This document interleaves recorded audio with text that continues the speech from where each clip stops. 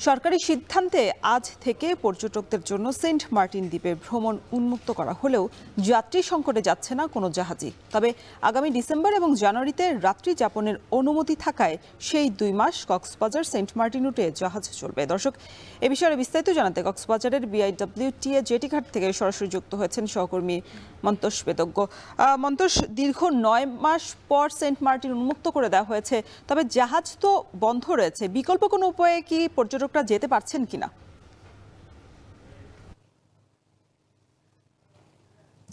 রোশন, কক্সবাজার শহর থেকে মূলত আমরা যে জেটিঘাটে দাঁড়িয়ে আছি, এই জেটিঘাট থেকেই মূলত সেন্ট মার্টিনের উদ্দেশ্যে জাহাজ যাওয়ার সিদ্ধান্তটি হয়েছে সরকারিভাবে।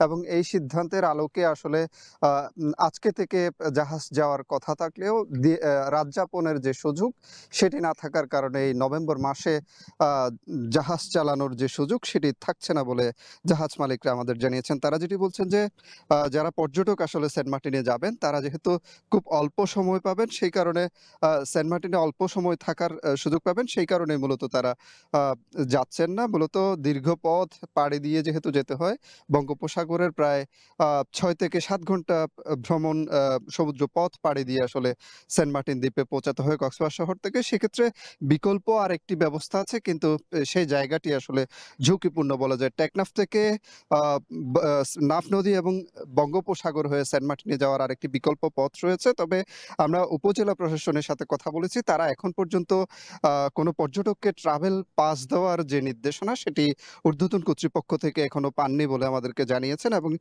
এর প্রেক্ষিতে তারা কিন্তু টেকনাফ থেকেও আসলে কোনো পর্যটক যে ট্রলারে বা স্পিড বোটে ঝুঁকিপূর্ণ পথে যে যাবেন সেই বিষয়টিও কিন্তু এই মুহূর্তে নেই।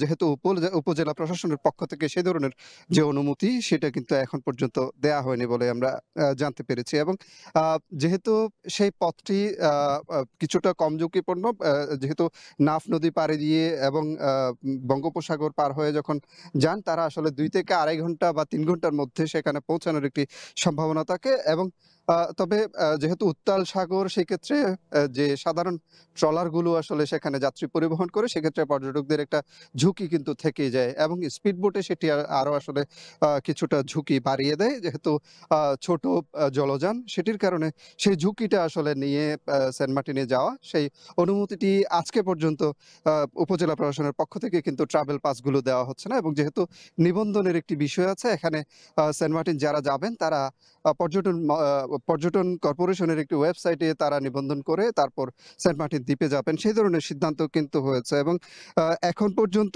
আমরা জাহাজ মালিকদের সাথে কথা বলেছি। তাদের যে সংগঠন রয়েছে sea cruise operator owners association of, তাদের